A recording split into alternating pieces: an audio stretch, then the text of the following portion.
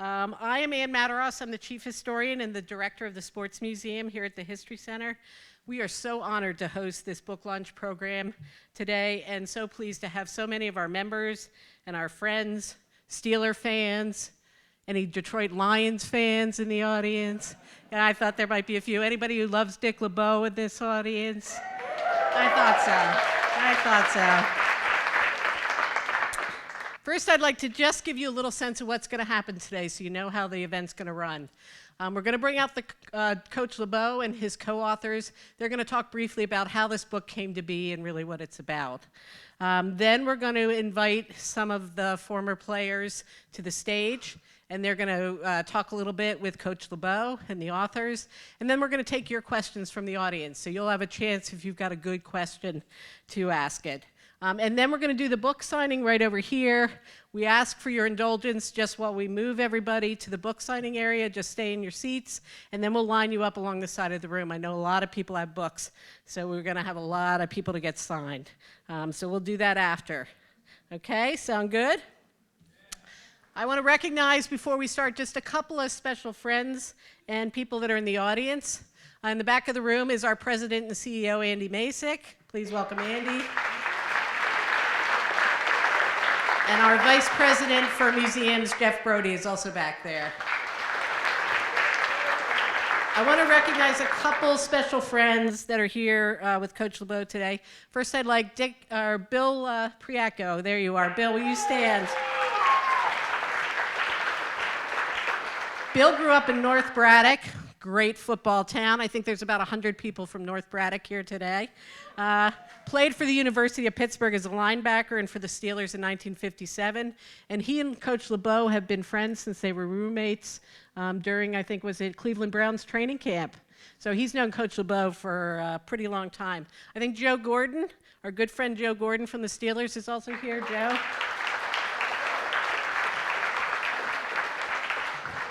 Joe knows more about public relations than most people in that business have forgotten, so he is unbelievable. Served for more than 3 decades in public relations for the Pittsburgh Steelers and was director of PR during the 1970 dynasty years, so pretty incredible.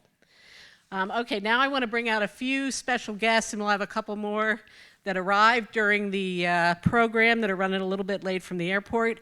First, this 5-time Pro Bowl nose tackle, 2-time Super Bowl champion, who spent 12 seasons with the Pittsburgh Steelers, Casey Hampton.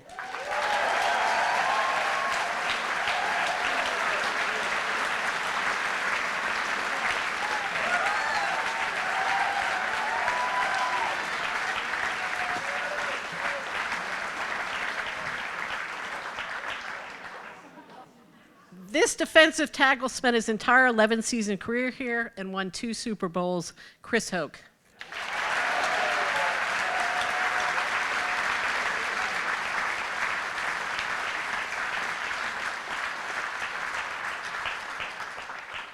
'10 Pro Bowl defensive end and 2-time Super Bowl champion, Brett Keisel.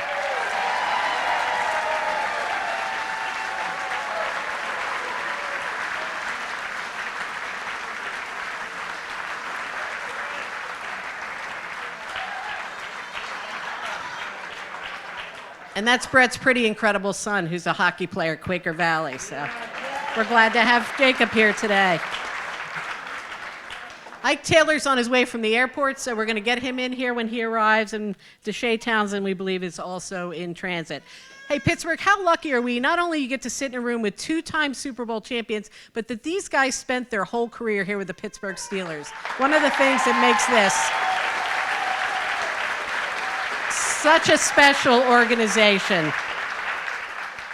Now for our authors. Let me introduce them. Scott Brown. Scott Brown's an author and freelance writer who covered the Steelers from 2006 to 2014 for the Pittsburgh Tribune. He's also authored or co-authored 9 other books and serves as the site editor for Steelers Depot. Scott Brown.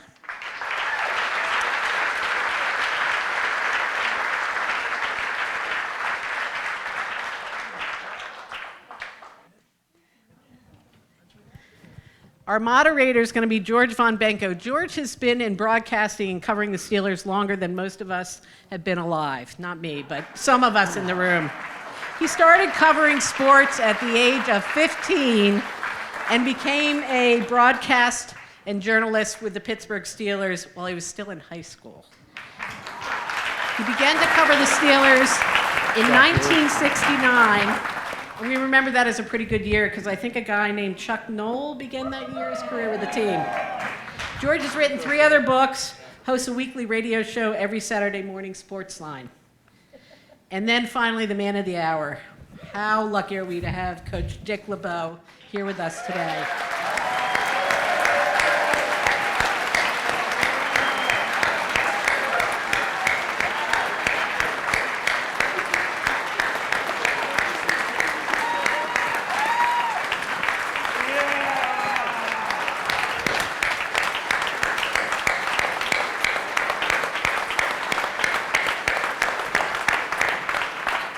Beloved by Steelers fans and revered by the men he coached, as you can see, he spent 59 consecutive seasons in the NFL, 14 playing cornerback with the Detroit Lions, 45 as a coach for numerous teams.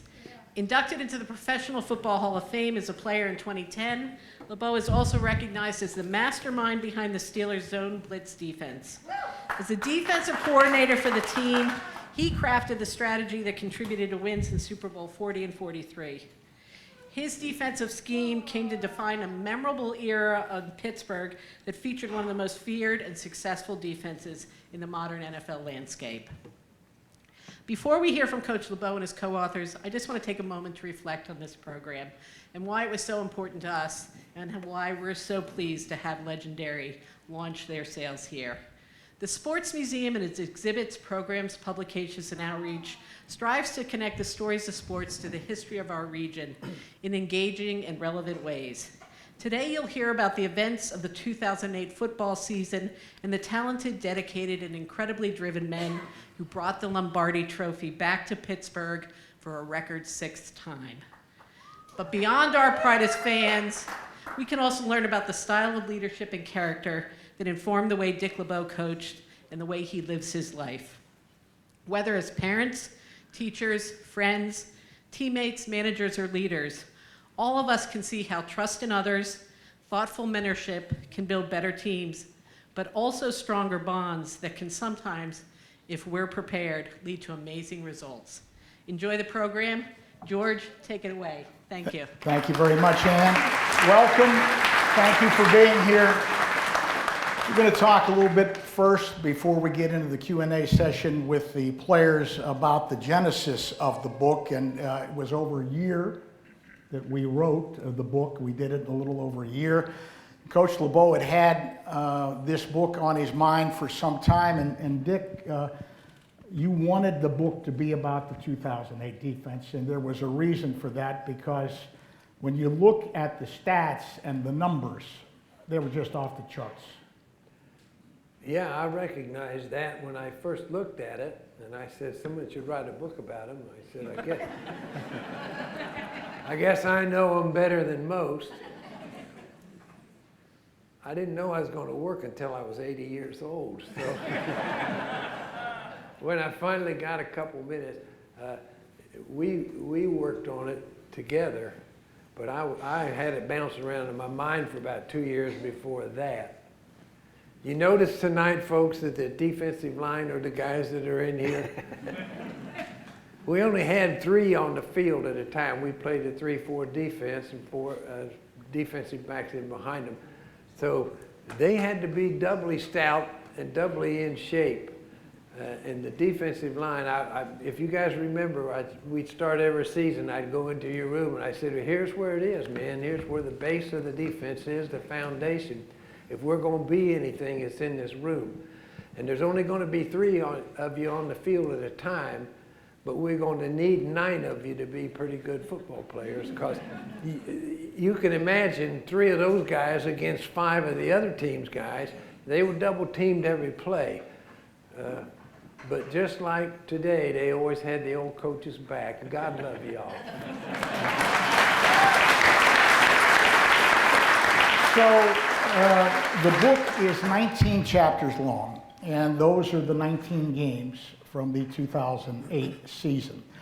Interspersed throughout the book are sidebars, stories of Coach LeBeau, back to his days in London, Ohio, to his days at Ohio State when he was on a national championship team in 1957, and then his playing days with the Detroit Lions for 14 years. And as I said, Coach wanted the book to be centered on this 2008 defense. Scott and I had to talk to him a bit about that because, yeah, we're going to do this, but Scott, we couldn't just ignore 59 years in the National Football League as a player and a coach. So we had to get Coach to open up a little bit about his career, right? Yes, and I didn't want to answer to those guys, those three, much less James Harrison, if we didn't have the book be about Coach LeBeau's incredible life, as well as as he calls them, his guys. But you three obviously know what you mean to him, what your defense means to him. But he was very adamant at first that no, I don't want this about me. I just want it about that defense, that season.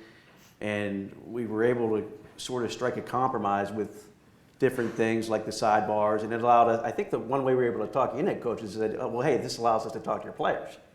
So that was one way we were able to sell it. But yeah, it was, we think we got a really nice balance of that season, that defense, but also his incredible life, which anyone who hasn't read it yet, I mean, from Ohio State to some of your exploits, shooting stick with Michael Caine or jamming with Garth Brooks, it's amazing. And 59 years, no one's going to do that again in the NFL, Coach. So we had to. That's why one reason why why we wrote it the way we did. Well, excuse me, George. I would argue with them for a while, and I say I don't want anything about me in here. This is about these guys and what they did. I think we did a good job of putting out in front for people to see the remarkable statistics that these guys piled up. And it's not magic. You can't pull it out of a hat. They had to go out on the field and do it. We played the most difficult schedule ever in the National Football League up till that point, that year, from the previous year's victories and the teams that we played that had won the Super Bowl in recent years, that year. And from that day on, from that year on, 2008 on, no one has played that tough of a season. And in that season, they established these records. And I don't think anybody's going to come close to it. It isn't like they're just, I'm serious. Well, you'll see it when you read the book. It isn't like they just barely made these goals that I set for them. They made it by a landslide, and no one has come close to those numbers today. And we're in 2024 now, folks, and I think it's going to be another 20 years before anyone does sniff them, maybe never. But after I got to read a little bit of the book, there is too much about me in there, but I didn't ask him to take any of it out. You might have had to fight us on that one. There's really some great stories about his time with the Lions. What a defensive backfield they had at that time in Detroit. Dick Night Train Lane, Lem Barney, Yale Larry. He played with Joe Schmidt, who's from Brentwood here in Pittsburgh, played at the University of Pittsburgh, remains one of his best friends. The other thing that I want to thank two teams for is when you go through the book, there's an outstanding section in the center of the book with some photos. And I was lucky enough to get the cooperation of the Detroit Lions and the Pittsburgh Steelers, and they gave us access to some tremendous photos. I think you will enjoy that picture section in the center of the book. And Scott, you agreed with me when we saw pictures for the cover. We couldn't have picked a better cover than Coach LeBeau and Troy Polamalu on the sidelines. Yeah, couldn't go wrong with pretty much any cover, but yeah, that was perfect. And I think just the picture, it also embodies just how close this group was. And as you said, Coach, the numbers are staggering, but what makes the story to me too is just the relationships. And you've said these guys, as long as there's two on earth, there's going to be that bond, that special bond that probably none of us can understand. except for these guys. So again, it's the numbers are awesome, and to me though, just as much to the story as the bond that they had with you and each other. One thing that people might enjoy hearing about, on that cover picture, the dialogue that went on right there, because it looks like we're talking about defense and where Troy should go, but Troy said, Coach, with my hair down behind my name on my back, nobody can read my name. I said, Troy, your hair is your name. That's it. That's on the picture. That's great. So in any case, that was the genesis of the book. A lot went into it, and I thank Scott for doing yeoman's work. He wrote most of the 19 chapters about the games. Now, I'm going to tell you how prepared Coach was. He had game notes. He had statistics from every game that year. Plus, he had the television play-by-play of every game that he watched before he talked to Scott and I about each specific game. And that's what we did. We went through each specific game that year, got his thoughts on that, and then we built off that. Sometimes we got a little sidetracked with stories about different things, but that's the way it all came to be. And then I think what you're going to find, and Scott, I think you'll agree with me on this, there are things that everybody knows about the 2008 season, but you're going to find out some things that the players told us about Coach LeBeau in the 2008 season that not everybody knew. You're going to read the book and you're going to find out something you never knew. And I'm begging, when we have the player portion of this, I'm begging anyone to ask Brett Keisel about the time he went to Coach LeBeau's office to talk about his role. Just someone please ask him. You will not be disappointed. I'd like to see it reenacted, actually. I'd like to say a big thank you, because the accuracy of the book is, I think, unchallengeable, and it's because that I did do that research on the games, and I have my son Brandon, Jimmy Ellenberger, my buddy, who worked with the Steelers for a long time, and Joe Gordon and those people. He set the atmosphere for what the PR department is with the Pittsburgh Steelers, and they helped me get those. The whole book is totally accurate because I just got done looking at the game, and I'll tell you something. The years go by pretty quickly, and you're always busy when you're coaching. And when I went back and looked at these guys play, one play at a time for 19 football games, and win a world championship, my only impression was these guys were pretty damn good. Even I couldn't mess them up.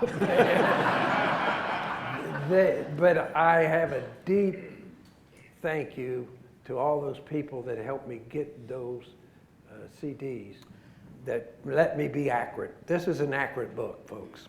Well, as we end this particular part of the session, I just want to say that I've been covering the Steelers since 1969. I've been around pro football a long time, and I can honestly say, as I got into the book, I have never seen a coach that was as revered by his players as Dick LeBeau was. And it's obvious when you read this book, the love these players have for Coach LeBeau. And the love he has for them, because there's something in the book that you don't see in too many books. And Scott, I think you know what I'm talking about. At the end of the book, Coach LeBeau wanted everybody who was part of that defense that year, no matter what role they played, to be recognized. So we have a section at the end of the book with a headshot of each player and a quote from Coach LeBeau about each player. That doesn't happen too often. I've never seen that in too many books. So that ends, I think, this part of our session, and we're going to get the players up here, and I'm going to introduce them, and we'll get them on stage if we can, and bring them up. And here comes Jessica to do that right now.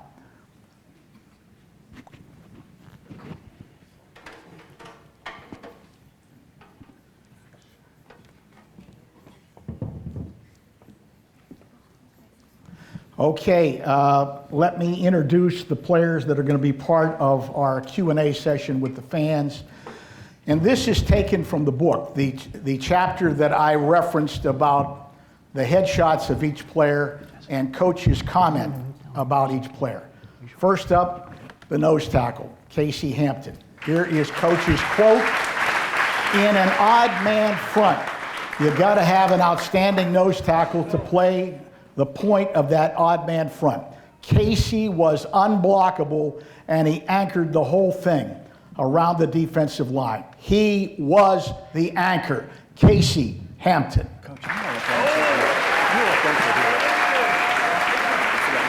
Yeah, just grab a seat.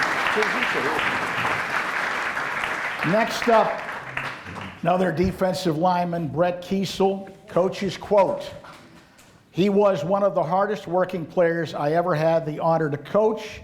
He was a tremendous athlete. You couldn't run at him, and he was fast enough. If you ran away from him, he probably was going to get in on that tackle too." Brett Keisel. That's right.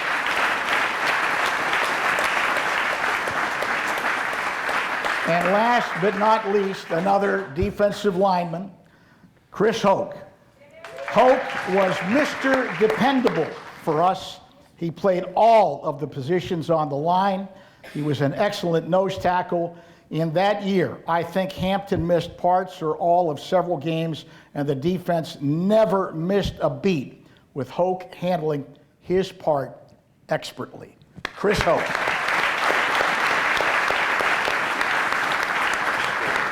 You're the best. This is our panel. We're still waiting for Ike Taylor to possibly make it. He was in a cab on his way from the airport.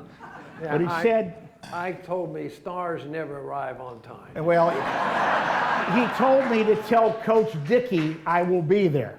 So he will be there. Oh, we're gonna find them.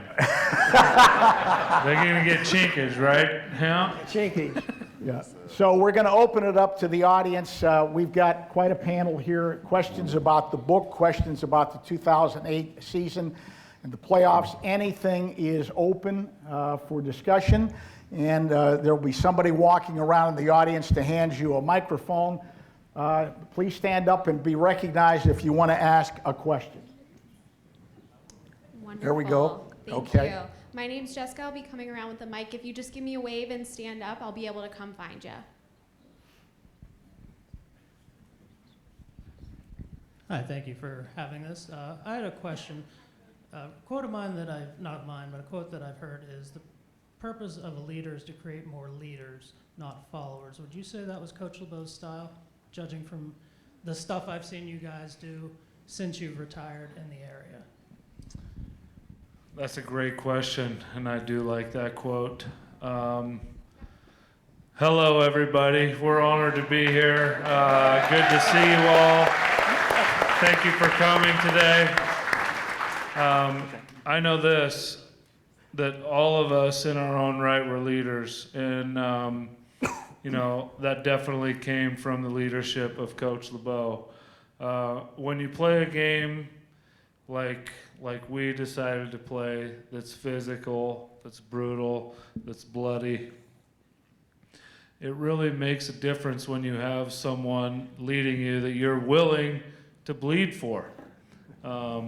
Occasionally you can have people telling you to be somewhere and it's grimy and it's hard to do it, but if you care a lot about that guy, you're going to do whatever it takes to get the job done. And for us playing up front, it wasn't glamorous.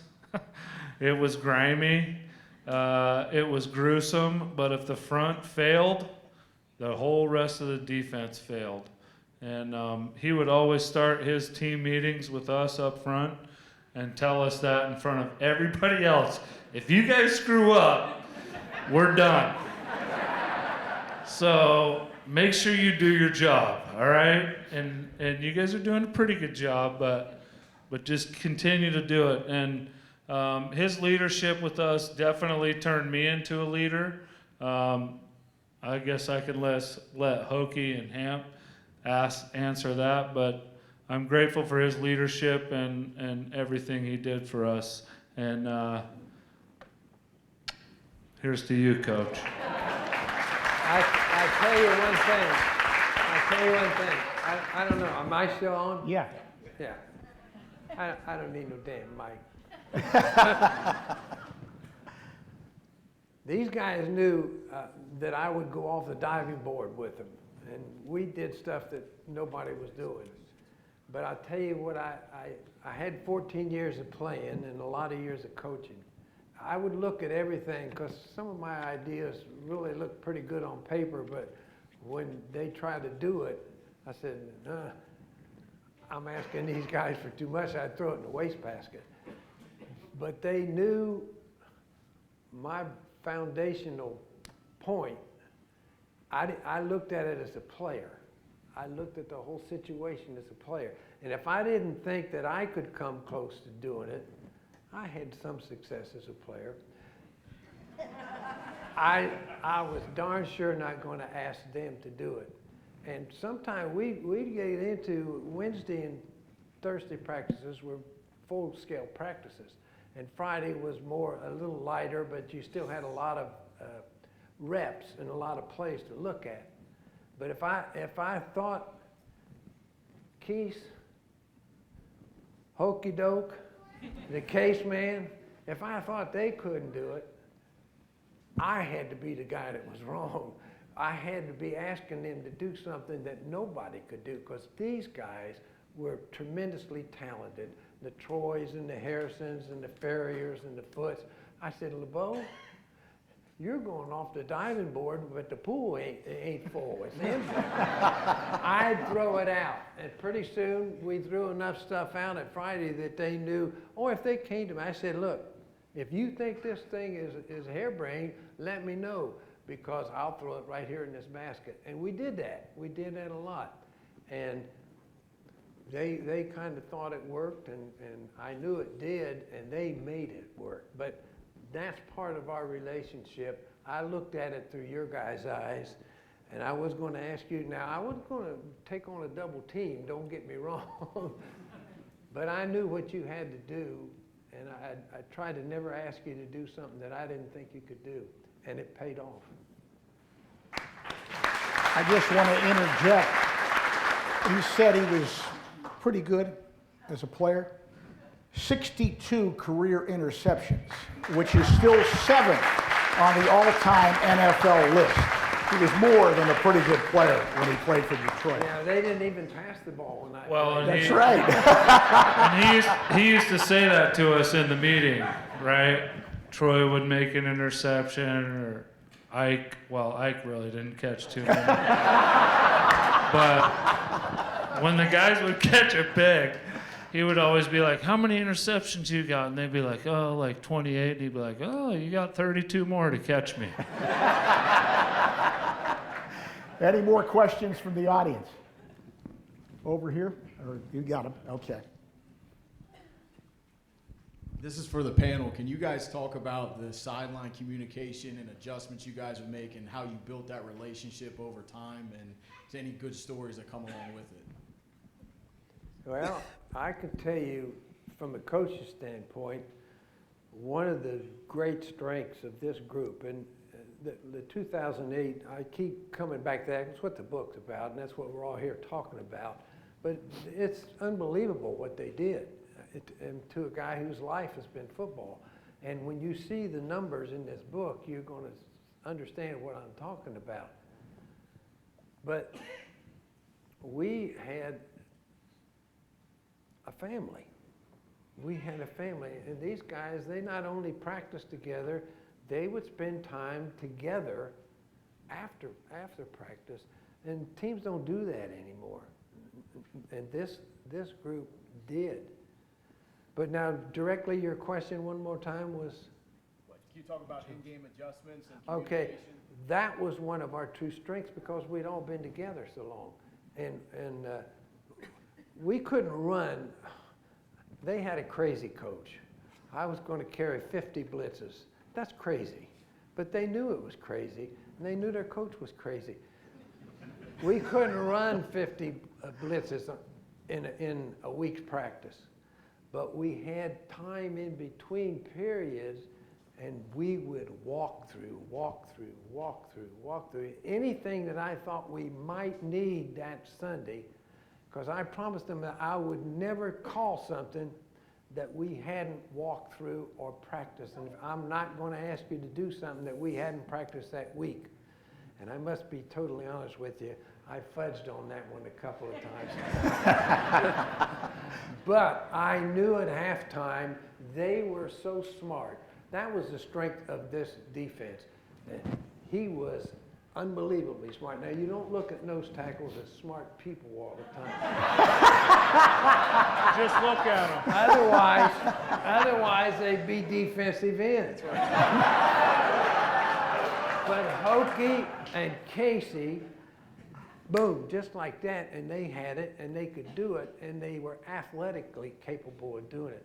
But we could go in at halftime, and I could take something, and I would, like I said I would never call anything that we hadn't done that week, but I would say, hey, do you remember 3 weeks ago when we were playing Arizona and we had to do this? That's what I want to do now, coming out in this first drive. And it was boom, boom, boom. And so that was truly the strength of these guys. It might be a defense that we hadn't done for a while, but we could do it, and they would execute it. There was so much trust and respect for Coach LeBeau. And we all, and the great thing about that period of time, we had played for Coach for a long time. When you came coach in 2004, I mean, we were all together, the nucleus of that team for many, many years. And so there was a trust that was developed. And so when Coach LeBeau would speak, it would get quiet on the sideline. And it would be so loud, we'd be in stadiums, and we'd be so zoned in on Coach LeBeau's adjustments, what he would say. And we trusted him, and so we did exactly what he asked us to do, and it always worked out. One of the things that impressed me about Coach LeBeau was, you know, you see these coordinators out there on the field, they're carrying a card. I don't think I ever saw you carry a card. And I always thought, like, how does he know all these blitzes? How does he remember everything? And when I retired, I went and did a coaching internship for 2 years. And I was in the coaching meetings with Coach LeBeau, and I was able to kind of see the preparation. And I remember, you know, every year in training camp, they have a mock week, right? So they have a mock week leading up to that. Usually it's a third preseason game when they had 4. And I would be in there, and the coaches, you know, whether it's Coach Mitchell or Coach Keith Butler or whoever it was, they would give him information on the opposing offense. You remember this, Coach? And they would say, well, this offense runs this kind of offense, and they run out of this personnel, and they run this kind of formation. And then Coach LeBeau would go, well, if they run that formation, that means they're going to run this, and they're going to run this off this formation, and they're going to run these set of plays. And they would say, yeah. And then they would come up and say, okay, now they're going to come out in this formation. He'd say, well, if they run that formation, that means they're going to do this with this personnel package, and they're going to run these plays. His mind was on a genius football mind, and so he knew this. If he knew how teams were trying to set us up, he knew if they were trying to run some things, and so his mind was so far ahead of everybody else's. So those adjustments that he was talking about at halftime, he knew from his experience, from his understanding of the game, that what teams were doing to us in the first half, this is what they're going to come to in the second half. Let's be ready for these blitzes, right, Coach? And so those were things that we were prepared for, and he knew it was coming. And I think that was the brains of our success when we were playing, was Coach LeBeau's ability to see into the future 10 steps ahead of everybody else. And it was a blessing for us. Well, that was right in the games we won, Chris. But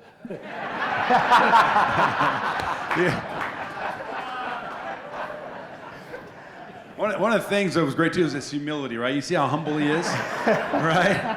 We would be in we'd always come in on Monday mornings or Wednesday morning if in the middle of the season if we won, and he would always address the whole defense. And he was so humble. I just remember being so impressed because he would say, "Man, I made a terrible call out there on this play, put you in a horrible position, but you guys made me right." How many times do we hear that? You guys ran the defense and you made me right and you made it a good call, but I put you in a horrible position on that play. the truth hurts sometimes, you know. Any more questions from the He would audience? say they still got to block you. Doesn't matter if I make the worst call ever. They still got to block you guys. And I believe in this 11 more than I believe in that 11 that's across the sideline. And that's what he would say, and we would smash their ass. Hey, After looking at the numbers we have a lot more that are in this questions. book, after looking at the numbers, I did believe in you guys. I never saw numbers like this, man. I'm going to take this. I know there's one in the back, and then we have time for a couple more still. Okay. All right, so pleasure to be here. It's a thrill. So my question for you is that how much pride was there in that locker room as a coaching staff when you're number one against the run? Right, it all starts up front. You talk about these guys that are sitting here with you, and it all starts up front. When you're number one defense against a run, how much pride is there in that room? Well, I tell you, that's an easy question to answer. All the time I was coaching them, I was too busy thinking about what we could do next year, what we could do next week, what we'd do, whatever. You didn't have time to really ruminate too much on what they were doing per se. I mean, we would grade every game and go on. But when I got preparing for this book and went through every game and watched them every play, and I'm telling you, this was the best tackling group of guys, that team, that I've ever seen. And these are linemen here, and they have to do their job where we got no chance to stop anything, run or pass. But Deshea Townsend, Ike Taylor, Bryant McFadden, Clark Palomalu, Ferrier, Foote, Harrison, Woodley, they were great tacklers, every one of them. And so many times it would show up. Every now and then, the player might get a hole, and he might get up through there. And these great backs that, boom, man, when they get in there, they're gone for 60 yards. You know what it was? Six against us. Because either Foote would have him, or Palomalu would have him, Ryan Clark would have him. And when they got you, man, I was amazed watching this film. I don't know why it didn't amaze me when I was coaching them as much, but it just simply, I said, well, Coach, you've been thinking that you did a pretty good job in 2008. All you did was call a defense and get the heck out of their way and let them go to work. But that's the truth. They were the best tackling group of guys, and our nose tackles were in the middle of the play every time, because that's where the play starts, where the ball is. These guys would make tackle from sideline to sideline, and you don't see that. That's how gifted they were. And our whole philosophy, basically, we were a pressure team. We were a zone blitz team. And we were going to hit you with all kind of crazy stuff that these guys made realistic. But what I told them the first day of every day, if you can't stop the run, we can't do any of this stuff. The first thing you've got to do, you've got to make people throw the ball against you. And today, they want to throw it all over the field. But it would still be for us, I promise you, men, they're not going to run the ball on us. And in this group of guys, nobody could run them. I'll tell you why. Nobody could block them. Nobody could block them. And if they did block them, Troy would knock them on their tail end before they could get going. So that's the answer to your question. And was there pride? These guys were the most competitive group that took the most pride. And what was good for me, easy for me, they were their own worst critics. They didn't accept anything from themselves that was subpar. And we had the best nose tackle in the league for year after year after year. I never heard him say one thing about himself.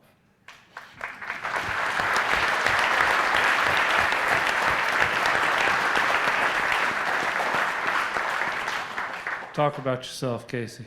Come on. Now's the time. Talking about shutting down the run. Well, I'm going to say this. As great as our defense was that year, we had a lot of number one rush defenses. And that year was one of the years we didn't. We were number two against the run. That's true. And, you know, us and the DBs, we always talk. Well, me and the DBs always talk. You know, we be number one. They never beat us or nothing. that year they were number 1 against the pass, and we were number 2 against the run. And I mean, I had to hear it those guys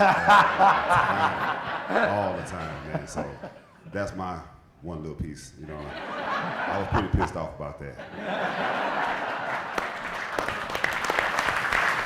I promise you, Casey, those DBs would never been number 1 if you guys weren't number 1. But the whole thing, when we would play, we knew we didn't have a chance unless we shut the run down. So our number 1 objective every time was to shut teams' run down so we could blitz, because we knew we had way more athletes than the opposing team. And so if you could shut the run down, that opens up our whole package. That opens up our whole playbook of what we want to do, especially getting people into 3rd and long. You know, 3rd and short, you know, you could still be in a run defense, but getting people to 3rd and long and unleashing his wisdom, like with his blitz packages, he would come every week with 3 or 4 new, you know, blitz packages for us to beat the opposing team. Every week, it might be something new that's a winning edge that can get us to beat. When we played Indy for the playoffs after they smashed us that year in 2005 up there, and we went back and we had to play them up there for a playoff game, he came up with is a call called Indy Fire Zone. And I mean, we sacked Peyton Price 6 times in that game. Crushed him! All right? Because of his innovation and because of his wherewithal, but it is for naught. And any of you guys that are coaches or have kids that are playing football, teach them to smash the run first and open up that blitz scheme in the 3rd, baby. Jessica, do we have time for one more? Yes, we do. I think I'm going to try to squeeze 2 more in, but Okay. here's one here in the back. Coach LeBeau from Steeler Nation, thank you very much. Let me thank you, pal. Well, I thank you guys. the question really is about Mr. LeBeau. And so I want to give this to the gentleman on the platform. Okay. If you could pick one word to describe him as a man, what would it be? Casey? That's deep, man. One word to describe Coach LeBeau. I would say dedicated. You talk about 60 years in the league, 20 some as a player, whatever, then 40 after that as a coach. You think about the countless men that he affected on a daily basis. He would start every meeting, and I tell people to this day, he would start every meeting with us with, "It's a great day to be alive, man. It's a great day to be alive. It's a great day to be in here. It's a great day to be doing what we're doing." And sometimes that was hard to hear when you got beat. We didn't get beat a lot, but he always kept things into perspective for us. And his dedication, you know, throughout his career and the leadership that he showed us, and the love that he showed us as players. He didn't really look at us as an expendable, you know, item that was there, which is the NFL. Every year there's a draft. Every year there's someone new coming in. He looked at us as men and treated us as men. He knew our families. He knew our kids. He knew our wives. He cared about us. And you know, I would say his dedication is what did it for me. Brett just touched on it. My word was, and there's a lot of great words you can use for Coach LeBeau. I mean, I think that get it down to one, and it's a simple word. It's caring. He's a caring man. And let me explain why that's kind of mushy, maybe not a football word. We know that Coach LeBeau cared about us as people, as men. You know, a lot of times you'll watch and coaches nowadays, you see it in college ball a lot, where you're a means to an end for these coaches, right? It's all about just getting you to play well so they can get that big paycheck or they can get on to get the next big coaching opportunity. Coach LeBeau cared about us as men. And when you know that someone cares about you, that they really truly care about you, not just to make them look good, you're going to give everything you got for them, and you're going to put it all on the field. You know, Brett talked about bleeding on the field. We were going to give it all, and at times maybe contrary to coaching the doctors and the training staff, we were going to go back out there to fight for Coach LeBeau because we know he cared about us, and you're going to give everything you got, and that for me is important because when you have that kind of relationship in a locker room, that's not normal. It's not something that you see all the time, but that's when magic happens, and that's when you truly see the Super Bowls and you see these special teams that we had because of the relationship we had with Coach LeBeau as men.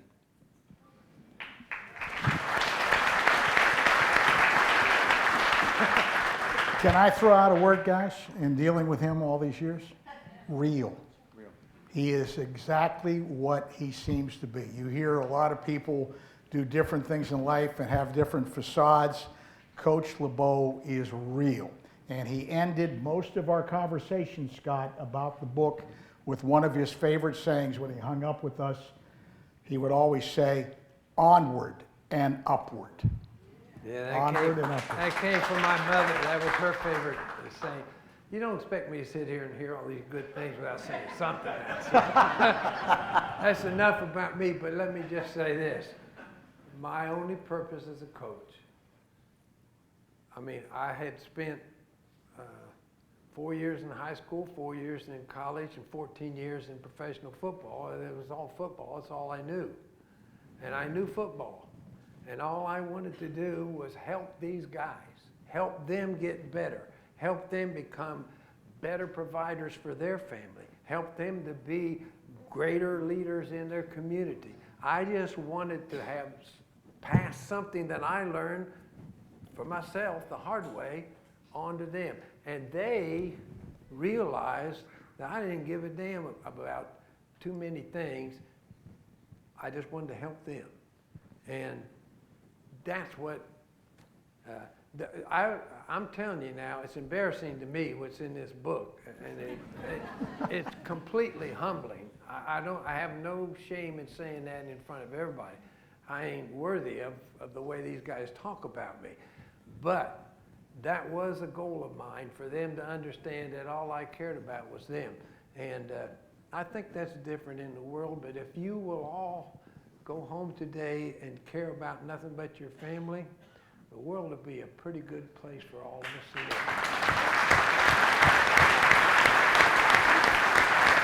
Jessica, I think you were going to take one more? Yes, I have one over here, and then depending on how much time it is, I do see a hand that's been raised a couple times over there, so I'll try to make my way over there for one last one. Okay.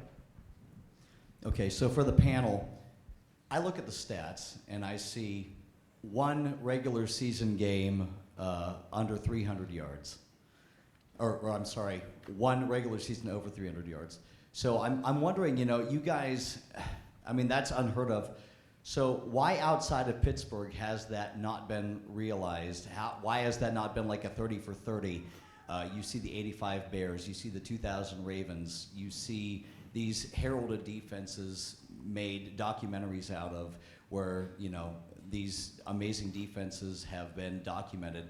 Why has the 2008 Steelers not been documented yet? And also for Coach LeBeau, I think we'd all be honored if you'd give us a little rendition of The Night Before Christmas. No pressure, I'm just saying.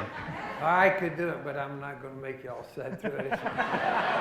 Just a passage, not the whole thing. Oh, I can do that. Maybe that's the reason it's a good time for this book to come out, because I don't want people to forget that 2008 defense, because statistically it's right there for you to see. They're better than any of those other teams you're talking about, I'll tell you that.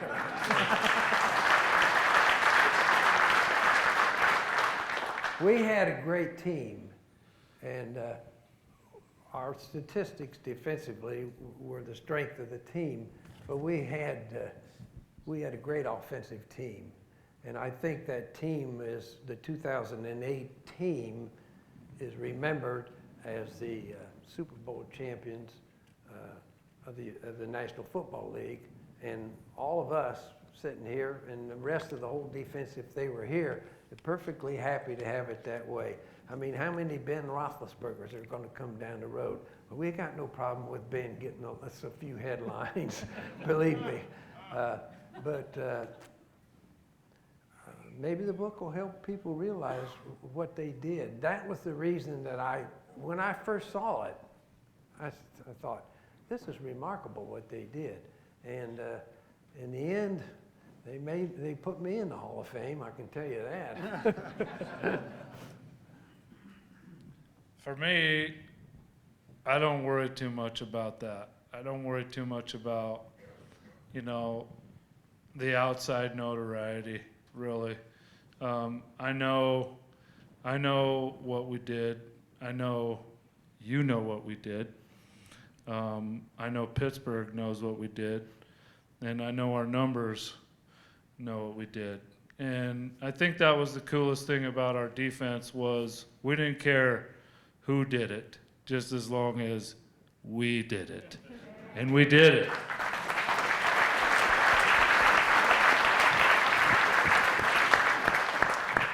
I actually have one question over here from a Heinz History Center staff member. Good afternoon. Thank you all for being here in this absolutely wonderful conversation.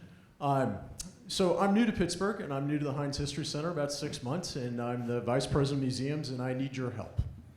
So I want you all to think about, let me take a step back. I want to transform all of you into museum curators for a moment.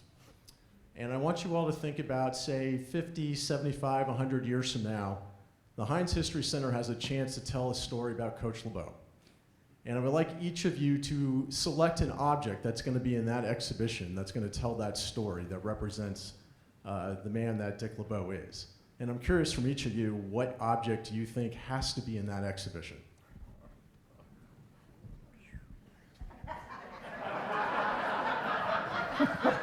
It has nothing to do with football, but a golf ball or a golf club. Right, Coach? Golf ball or golf club. You don't see Coach without that's a big part of his life. Good luck. Mine would be his headset. I always remember him on the sidelines flipping his thing up and down, And he would always, I just thought it was something from being a football player. He'd always, spit a little something onto the ground. It wasn't like it was dip or anything like that. He would just, so I think it's his headset. I have a helmet that Deshea Townsend, he used to do an art thing, and he would transform a helmet into a certain individual player. And this helmet that he did, someone did paper mache, and it's got a headset on the outside of it. And then it has, I think, Strong Storm 2 backer on it, which was a play that we did. And the headset for me just kind of resembles, the headset is all of us. He makes a call, we've all got to run it, we've all got to execute it. He is the leader, he is who's calling what we're playing. And he is the reason why we did what we did. So without the headset, what do you got? A walkie-talkie, I guess? I don't know. But I would say the headset. That's, man. I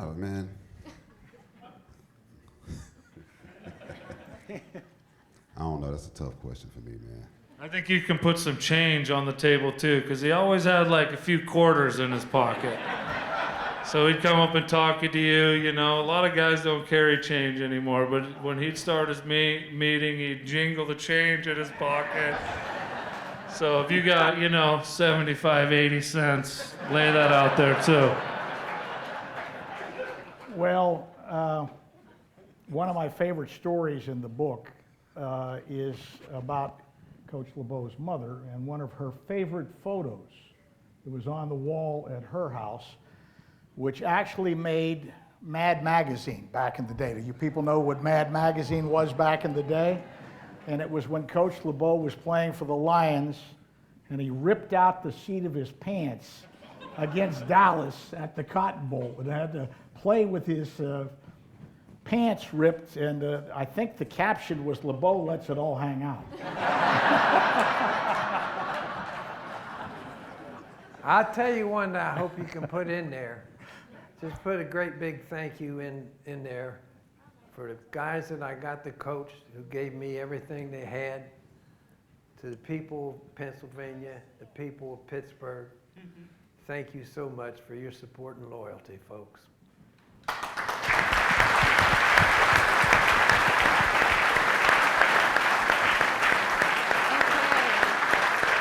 Are we going to do one more, Jessica? I'm going to do one more because I promised someone over here and I saw their hand held very By the way, Ike, an update, he's still on his way.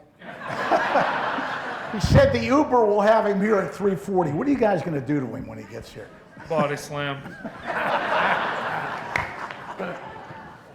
Coach LeBeau, I was just curious, are you able to just watch football recreationally?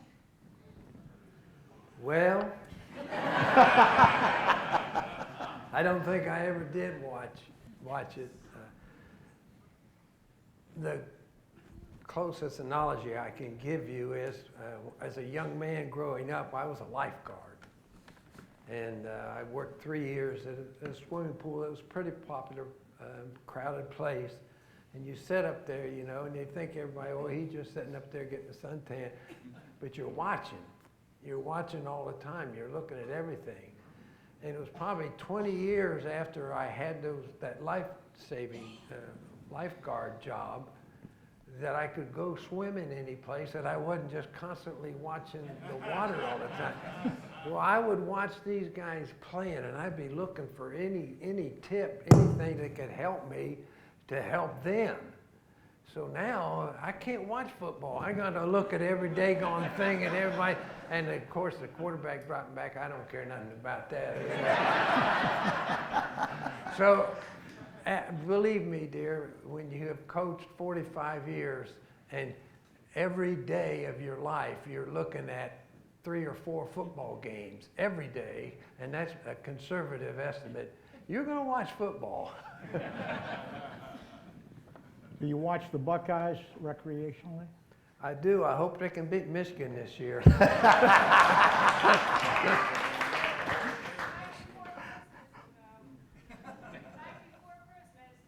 You didn't do a passage from the night before Christmas. 'Twas the night before Christmas, and all through the house, not a creature was stirring, not even a mouse. The stockings were hung by the chimney with care in hopes that St. Nicholas soon would be there. My ma in her kerchief and I in my cap had just settled down for a long winter's nap. When out on the lawn there arose such a clatter, I sprang from my bed to see what's the matter. Away through the window I flew in a flash, tore open the shutters and threw back the sash. The moon on the breast of the new fallen snow gave a luster of midday to the objects below.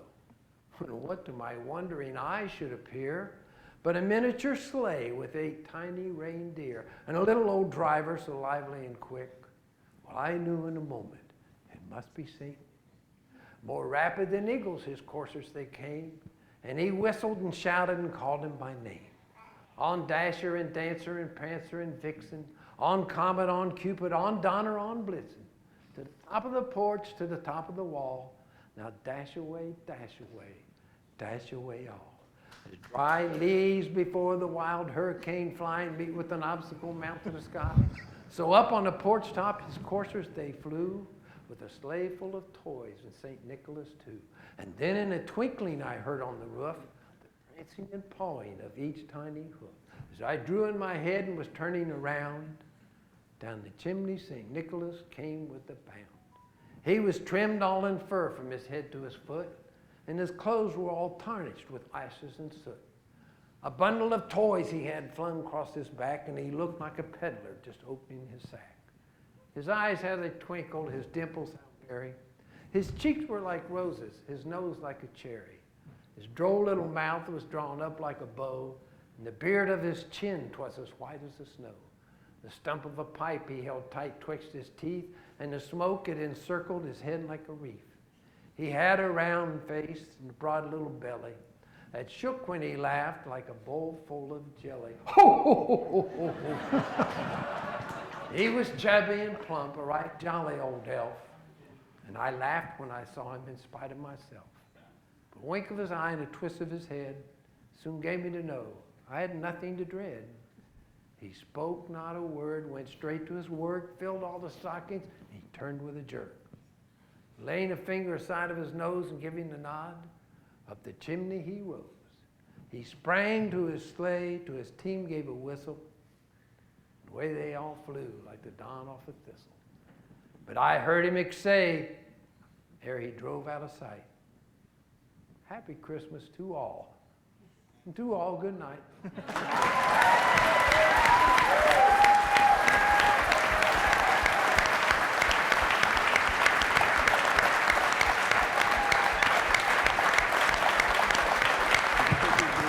Aren't you sorry you asked?